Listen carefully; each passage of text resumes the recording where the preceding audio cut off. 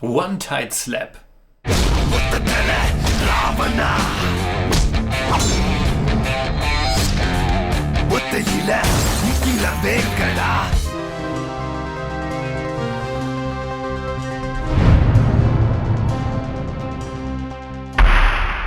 Servus Freunde, my name is Jimmy Cage. I have reviewed more than 400 Indian movies on the channel, and today's one was once again directly picked for us by one of our awesome Masala Meister tier supporters. Kala is a 2018 Tamil language action drama that was written and directed by Paranjeet, one of the most exciting Indian filmmakers working today. Dennis and I have already reviewed his 2014 movie Madras, and I have also reviewed his last year's Sapata Parambarai. His next film, Natchathiram Nagagirattu, should also come out very soon, and I'm certainly looking forward to it. The three movies that I have seen by him now are all connected through a strong passion for the people and locations they depict. All three immerse us into these vibrant surroundings. They all feature so many people, so many crowds. Everything seems to be full of life, and Paranjeet gives voices to the ones who are usually underrepresented. He's not just a filmmaker, but also a social activist, and he brings that political and social mindset and urge to his films. The three movies that I have seen all have a very powerful spirit, a strong beating heart, a certain kind of bottled up anger and frustration. Kala was his fourth film and also the second one in a row for him in which one of India's biggest superstars takes the lead role. This is a Rajinikanth vehicle, and therefore, and because of the rather low score on IMDb, I was a bit more hesitant to check this out. I was afraid it might lean too much into that mindless mass movie appeal. But I have to say, I was so positively surprised. Yes, it is a mass movie, and honestly, it's one that I could get completely behind, but it doesn't lose its powerful social element at any moment. Rajinikanth plays the titular character Kala, a godfather-like figure in one of the world's biggest slums, Dharavi in Mumbai. This slum will become our home for the next 2 hours and 40 minutes. Filmmaker Paranjeet beautifully introduces us to this world, or rather he throws us into it. A little animated sequence explains to us how humankind have always fought over land.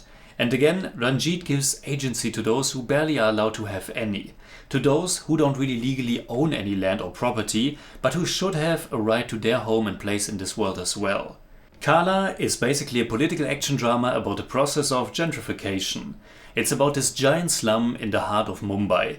And a powerful right-wing politician, Haridev Abhyankar, played by Nana Patekar, has set his mind to the project Pure Mumbai. His face, which is the face of his party, can be seen towering over large parts of the city. He casts a big shadow and threat over the people who live there, as they are threatened to have to leave their homes behind. This motif certainly reminded me of Ranjit's Madras, in which a huge painting of a politician was also towering above our protagonists. In Kala, it's also a nice way of building up the presence and threat of our bad guy, as he won't really enter the picture for about half of the runtime.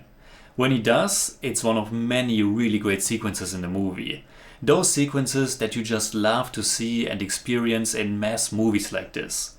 Kala has that mass appeal. It elevates Rajinikanth's character to this larger-than-life figure of this community. But it's also gritty and wild.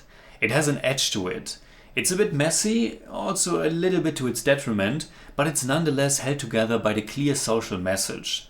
It's an underdog story, only that the underdog is a whole community of people, the Tamils who live in Dharavi, and that they have a big and powerful godfather among them who in best mass manner is able to single-handedly beat up several goons at once. Which could take away from the David versus Goliath kind of story, but it doesn't really. For one, Rajinikanth's big action moments are limited in number, and two, the movie also succeeds in painting him like a real character and not just like a god. Which is why it's so strong when he indeed becomes more than a man. He becomes an idea, a symbol of the oppressed, who spearheads their movement against the corrupt people in power. Paranjeet does a terrific job immersing us into this world and its conflict. There are so many people all the time, it's so crowded, and it all feels very tangible, very real, while the tone of the movie is also heightened and somewhat fun at the same time. I mean, it's a rousing movie because Ranjit is able to easily make us root for this cause, but with Rajnikant, the interactions between the characters, the big and personal hostility between him and our bad guy, it's just very entertaining as well, and there's also kind of a levity to it. Add to the mix the unusual and captivating soundtrack by Santosh Narayanan, and you definitely have a winner on your hands. But let's go back to the titular character. Kala is a family man, and I'm happy that they don't try to make Rajnikant a young man in this one.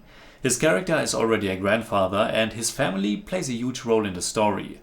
His sons having different takes on which course to follow in this conflict, trying to play by the rules or going a more direct way. I wish the movie would have fleshed out the sons even more, give us some more intimate scenes. But the standout in their family aren't the sons anyway, because the standout is easily Kala's wife Selvi, played by Ishwari Rao.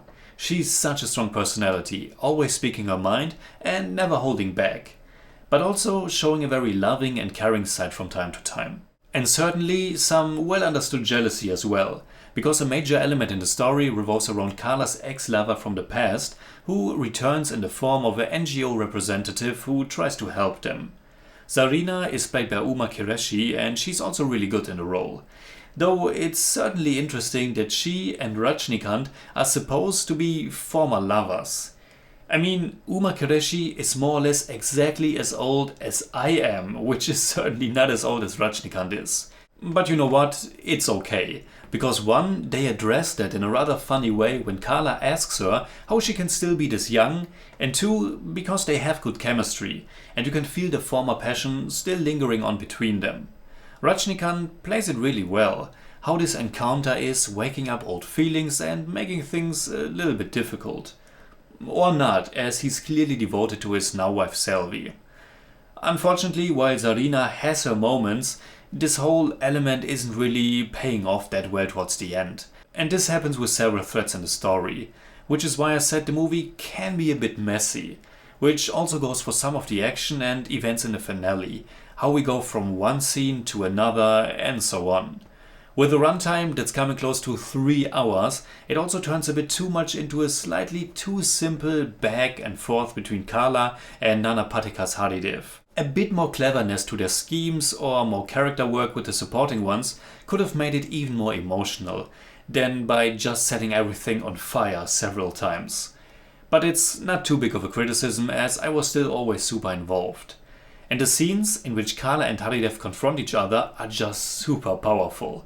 The whole segment before the interval is just amazing, when Haridev enters Kala's domain, and when all the people there are preventing him from leaving again.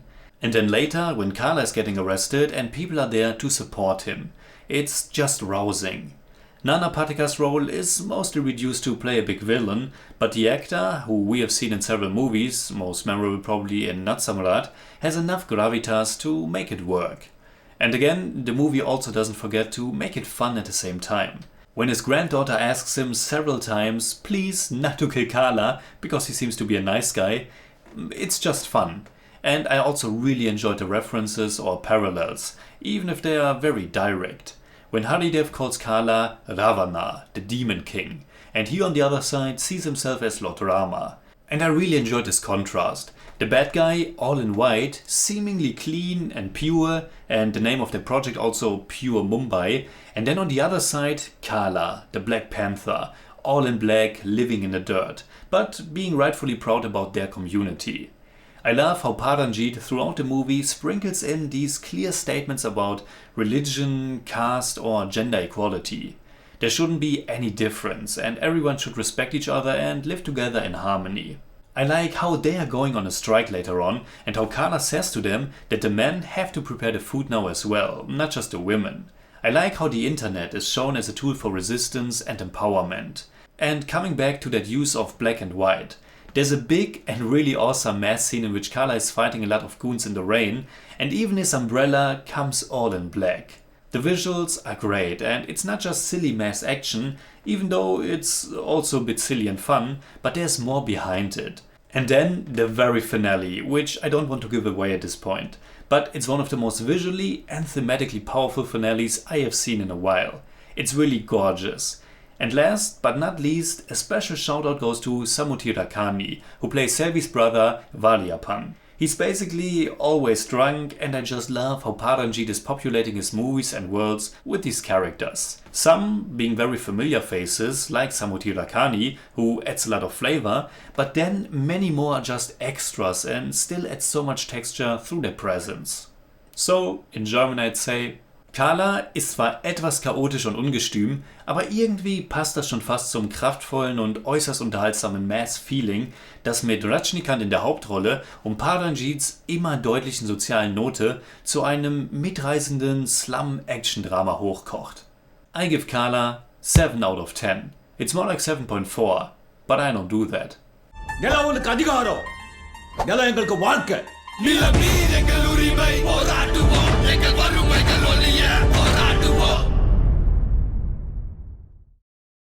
Alright, that's it like always. Comment below and let me know what you think about Kala. And also, which Rajnikanth movie should I watch next? You can hit me up on Twitter, Instagram, Letterboxd and also on Patreon, simply at TheJimmyCage. And if you enjoyed this episode, please give me a thumbs up, share, subscribe, whatever you like. And make sure you hit that bell for all I have to tell.